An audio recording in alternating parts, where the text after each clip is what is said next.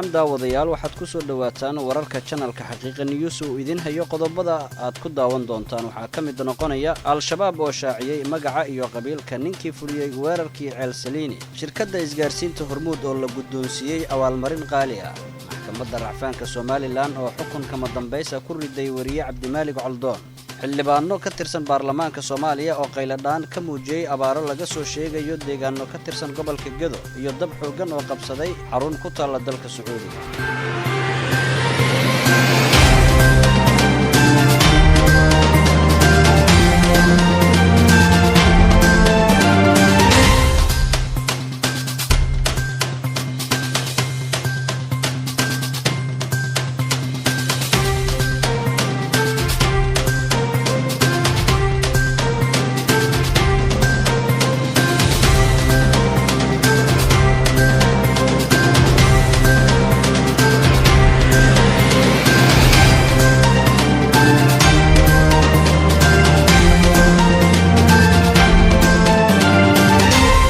akhyaari waxaad ku soo dhawaataan warkii oo fidsan ee uu idin hayo channelka xaqiiqa news maxkamadda racfaanka Soomaaliland ayaa xukun kama dambaysa ku riday wariye Cabdimaalig Coldoon maxkamadda racfaanka maamulka la baxay Soomaaliland ayaa xukun kama dambaysa ku riday wariyaha caanka ah ee Cabdimaalig Muuse Coldoon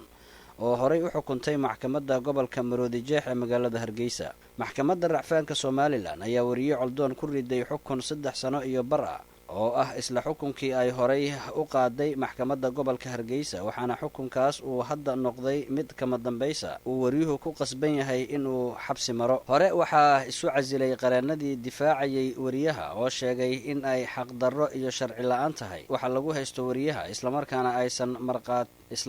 ay marqaati ka sii ahaan karin xukunada wariyaha waxaa kaloo goobta ka maqnaa cid ka mid ah ehelkiisa wariye Cabdimaalig Muuse Coldoon oo aanay ahayn markii ugu horeysay ee maxkamad Soomaaliland la soo taago ayaa lagu haystaa qoraallo uu ku baahiyay baraha bulshada oo ka dhan ah madaxweynaha Soomaaliland Muuse Biixi Cabdi iyo warar la sheegay in ay ka faafiyeen iskuul lagu magacaabo Abaarso oo ku yaalo magaalada Hargeysa waa hagaag weli waxaad la socotaan wararka uu idin hayo channelka xaqiiqa news xildhibaano ka tirsan baarlamaanka federaalka ah ee Soomaaliya oo maanta kulan ku yeeshay magaalada Muqdisho ayaa waxa ay ka hadleen abaaraha ka jira gobolka Gedo kulan ay magaalada Muqdisho ku yeesheen xildhibaano ka tirsan baarlamaanka federaalka ah ee Soomaaliya iyo wasiirro ka tirsan xukuumadda ayaa waxay uga hadleen abaaraha soo wajahay qoysaska ku nool deegaanada gobolka Gedo kuwaas oo la daala dhacaya xaalad bini'aadanimo maadaama xilliga roobka la sugayay uu dib u dhacay xildhibaanada golaha shacabka ee deegaan doorashadoodu tahay dowlad goboleedka Jubbaland ayaa sheegay in shacabka Gedo ay isugu darsantay abaaro iyo barakac iyagoo ka cararaya duqeymaha dhinaca cirka ah oo ay ciidanka Kenya ka geysanayaan halkaas waa sida ay hadalka u dhigeen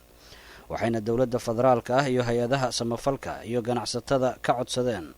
in loo gurmado qoysaskaas dhibaatooyinka kala duwan wajahaya gobolka Gedo waa gobol ballaaran dhibaato weyn ay ka jirto oo abaareed oo biyo la'aan iyo baad la'aan roobkii oo ka soo daahay darteed marka hore dadka deegaanka waxaan leenahay waa inay safiyaan soo xaartaan salaadul istisqaa u soo baxaan salaad roob doonay Soomaalidu u yaqaanaan ilaahay baryaan ilaahay subhanahu wa ta'ala culayskaas ka qaadi kara dhibaatada culus oo hadda jirta marka waxaa bilowday xoolihii inay biyo la'aan iyo baad la'aanbo la dhinteen oo la dhiman hayaan haddana waxaa la gaaray dadkii oo soo barakacay oo deegaanadii iyo meeshii xoolaha iyo joogan kasoo barakacay biyo la'aan daraaddeed iyo baad la'aanbo inay bilaabatay dhimasho waxaan ugu baaqaynaa dowladda federaalka ee Soomaaliya gurmad degdega inta tabarteeda ah wixii awood ah inaan laga haqran iyo sida ugu dhaqso badan wasiir ku-xigeenka batroolka iyo macdanta xukuumadda federaalka ah ee Soomaaliya Maxamuud Cabduqaadir Hilaal iyo wasiir ku-xigeenka tamarta iyo kheyraadka biyaha waxay iyaguna baaq u direen jaaliyadaha ku nool dibadda iyo ganacsatada in ay gurmad bini'aadanimo la gaaraan qoysaskaas daruufaha kala duwan wajahaya tan labaad waxaan ugu baaqiyaa jaaliyadaha ganacsatada hay-adaha ka shaqeeya samafalka in ay gurmad la gaaraan gobolkaas guud ahaan gaar ahaan gobolkaas Gedo. waxaan rabnaa in ummadan loo istaago oo maanta abaarihii ku dheeray biyo la'aanta ay jirto. wasaaradda tamarta biyaha wax badan oo ay qaban karto ma laha, laakiin qorshe ayaa noo qorshaysan oo aan rabnay inaan ma aragtay oo biyaha xaggiisii ah wixii karaankeeni ah. laakiin waad garanaysaan maanta awoodda wasaaradda ay leedahay. waxaan hay-adaha biyaha maamulo aan ma aragtay ugu baaqaynaa in ay gobolkan iyo gobolada kale oo dhibaatada ka taagan in ay ma aragtay ay si degdega wax ugu qabtaan. waa hagaag weli waxaad la socotaan wararka uu idin hayo channelka xaqiiqa news. qodobo kale ayaa inoo soo socda. al-shabaab ayaa shaaciyey magaca iyo qabiilka ninkii fuliyey weerarkii ceelsaliini. dhaqdhaqaaqa al-shabaab ee ka dagaalama gudaha Soomaaliya iyo qaar ka tirsan wadamada Geeska Afrika ayaa soo bandhigay magaca iyo beesha uu ka soo jeedo ninkii fuliyey weerarkii ay xarakada dhowaan ku qaaday saldhig ay ciidamada dowladda ku leeyihiin ceelsaliini. idaacadda al-andalus ee ku hadasha afka al-shabaab ayaa faafiyey waraysi laga duubay ninkaas weerarkaas isqarxinta ku dahfuray weerarkii lagu qaaday saldhigga ciidamada dowladda ee deegaanka ceelsaliini ee gobolka Shabeellaha Hoose. waraysigaas oo ahaa mid aad u dheer islamarkaasna uu kaga hadlayay xaaladii uu soo maray intii uu al-shabaab ka tirsanaa iyo dardaaran uu sheegay in uu u reebay dadka ka dambeeyo ayuu ku sheegay magaciisa in uu yahay Abshir Yuusuf Cali oo al-shabaab dhexdiisa loogu yaqaanay Salaaxudiin.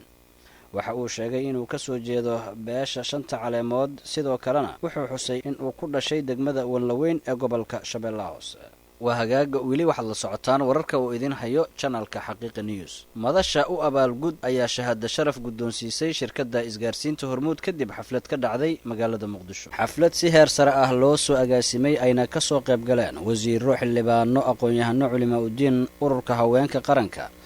ganacsato iyo bulshada qaybaheeda kala duwan ayaa shahaado sharaf lagu guddoonsiiyey shirkadda isgaarsiinta Hormuud Telecom. waxaana kulankan soo qabanqaabiyey madasha u abaalgud oo matasha shacabka Soomaaliyeed. shahaado sharafta ay heshay shirkadda Hormuud ayaa waxaa u gartay dadka Soomaaliyeed, waxayna noqotay shirkaddii ugu horreysay ee abaalmarin noocan ah la siiyo, iyadoona Hormuud Telecom ku mutaysatay garab istaagidda dadka Soomaaliyeed iyo gargaaridda dadka dhibaataysan. marti sharaftii ka soo qaybgalay xafladda ayaa mid u dul istaagay waxqabadka muuqda ee shirkadda isgaarsiinta Hormuud u qabatay dadkeeda, waxayna dhammaantood isku raaceen in Hormuud Telecom la garab istaago mar waliba ay taageero u baahan tahay. madashu waxay ku magacaaban tahay si gooniyana ay u dhiirigelisaa shirkadaha haldoorka ah, shakhsiyaadka haldoorka ah iyo hay'adaha haldoorka ah. caawa halkan waxaynu u fadhinaa kuna abaalmarinaynaa isgaarsiinta Hormuud Telecom Soomaaliya. xildhibaan Axmed Macalin Fiqi oo munaasabadaas ka qayb galay ayaa ka hadlay tacadiyada loo geystay shirkadda isgaarsiinta Hormuud. waxaa weeye shirkaddan ajendaha lagu daray ayaanta dhawata kalfadhigii markii dhibaatooyinka lagu geystay xuduudda Kenya eriyadaas dadkii ka hadlay oo u ololeeyay in ajendaha lagu daran ka mid ahaa wasiiru dowlaha wasaaradda waxbarashada dowladda federaalka ah ee Soomaaliya Cabdiraxmaan Maxamuud Cabdulle ayaa carabka ku dhuftay in xukuumadda Soomaaliya ay mar waliba raalli ka noqon doonin burburinta lagu hayo xarumaha isgaarsiinta Hormuud, isagoona dhinaca kale xusay in Hormuud ay tahay hanti qaran, mar walibana loo baahan yahay in shacabka Soomaaliyeed ay abaalmarin noocan ah u gartaan dadka waxqabadkooda muuqdo sida Hormuud oo kale. ay leedahay aniga waxaan xasuustaa xilligii lagu hadli jiray taarka magaalada Muqdisho waagi la soo geliyay dadkii u horeeyay oo runtii waxaan ahaa ka warqabay shirkadda Hormuud. waana dareemi kartaan xilligaas in la helo taleefan dad lagula xiriiro aad ay u adkayd. waxay ahayd xilli duruufta aad ay u adag tahay, dadka inta yaroo dibadda aaday inay dadkooda wax soo gaarsiiyaan runtii aad ay u adkayd. marka runtii waa kaga mahadcelinaynaa shirkadda Hormuud. ugu dambeyn waxaa xafladda soo xiray Cabdiraxmaan Iidow oo ka mid ah maamulka sarsare ee shirkadda isgaarsiinta Hormuud Telecom oo guddoomay shahaado sharafta, wuxuuna xusay in garashada shacabka Soomaaliyeed shahaado noocan ah siiyaan Hormuud ay tallaabo wanaagsan u tahay. waxaa sharaf weyn ii ah aniga oo ku hadlaya magaca shirkadda Hormuud Telecom inaan halkan uga mahadceliyo